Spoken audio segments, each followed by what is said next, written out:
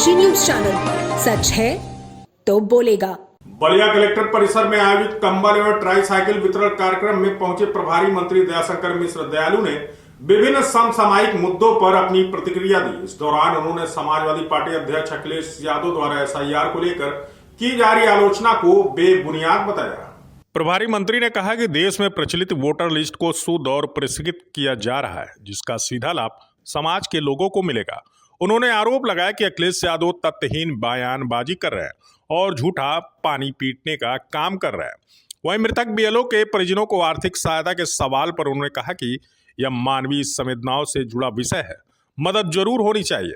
सरकार इस मामले में संज्ञान ले रही है और पीड़ित परिवार को सहायता प्रदान करेगी। वाराणसी में सराफा व्यवसायियों द्वारा बुर्का, हेलमेट और मास्क पहनकर आने वाले ग्राहकों को गहने न देने के फैसले पर प्रभारी मंत्री ने कहा कि यह किसी की भावनाओं को ठेस पहुंचाने के लिए नहीं, बल्कि दुकानों में हो रही चोरी की घटनाओं को रोकने के उद्देश्य से लिया गया व्यक्तिगत निर्णय है। इसमें सरकार का कोई हस्तक्षेप नहीं है। उन्होंने कहा कि इन चीजों की आड़ में चोरी की घटनाएं सामने आ रही थी, जिसे रोकने के लिए दुकानदार यह कदम उठा रहे हैं। अयोध्या में मांस की बिक्री पर रोक के सवाल पर दयाशंकर मिश्र दयालु ने कहा कि मर्यादा पुरुषोत्तम राम की नगरी अयोध्या हो, बाबा विश्वनाथ की नगरी वाराणसी हो, मां विंध्यवासिनी का धाम हो या वृंदावन, ये सभी हमारे प्रमुख धार्मिक केंद्र हैं।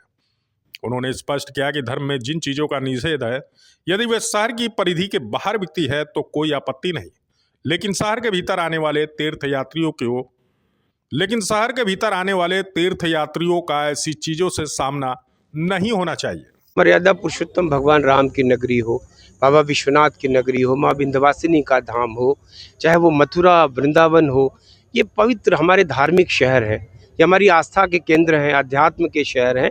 तो इनको कम से कम इन चीज़ों से, हमारे धर्म में जिन चीज़ों का निषेध है, अगर वो चीज़ें उनसे दूर होती हैं, उस शहर की परिधि के बाहर बिकती हैं, तो कोई बुराई नहीं है। लेकिन शहर में कम से कम आने वाले तीर्थयात्रियों को ऐसी चीज़ों से उनका वास्ता नहीं होना चाहिए। देखिए, ऐसा विषय है, ये चोरी जो हो रही है दुकानों में, उसको रोकने के लिए, किसी की भावनाओं को ठेस पहुंचाने के लिए मुझको लगता है कि ऐसे प्रयास नहीं है। और ये किसी का अपना व्यक्तिगत, दुकानदारों का अपना व्यक्तिगत मामला है, सरकार का इसमें कोई हस्तक्षेप नहीं है। वो अपने दुकान में हो रही चोरियों को, और ये चोरियां इन चीज़ों की आड़ में हो रही हैं, तो दुकानदारों ने ऐसा किया है।